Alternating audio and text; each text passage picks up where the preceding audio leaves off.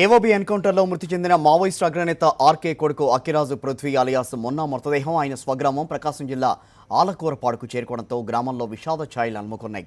అంత్యక్రియలు మరి కాసేపట్లోనే జరగనున్నాయి. పలువురు ప్రజాప్రసంఘాల నేతలు, మావోయిస్టు సానుభూతి పరులు, అమరవీరుల బంధువుల సంఘం నేతలు హాజరు కానున్నారు. ఇప్పటికే భారీ సంఖ్యలో చేరుకున్న బంధువులు, స్థానికులతో పాటు పలువురు మృతదేహానికి నివాళులర్పించారు. మృతదేహాన్ని చూసేందుకు తరలి వస్తున్న వారితో ఆ ప్రాంతమంతా కిక్కిరిసిపోయింది. ఆలకూరపాడు వస్తున్న వారిపై పోలీసులు కూడా నిఘా ఉంచారు.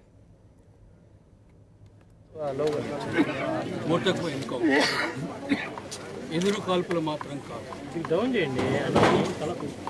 ఈ బోటకపు ఎన్కౌంటర్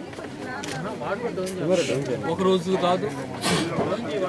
ఈ పాలకులు, ఈ పోలీసులు బోటకపు ఎన్కౌంటర్లు చేయటం అనేది వాళ్ళకి సహజంగా ఉండేటువంటి నైజం, గుణం.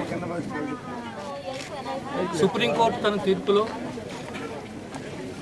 ప్రియమైనటువంటి మీడియా మిత్రులకి నేను రిక్వెస్ట్ చేసేది ఒకటి, సుప్రీంకోర్టు తీర్పుని ఒక్కసారి మీరు ప్రచారంలో పెట్టండి.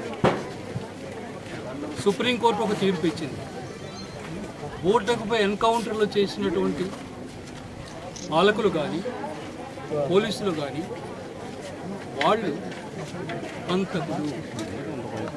బోటకపై ఎన్కౌంటర్ అనేది హత్య.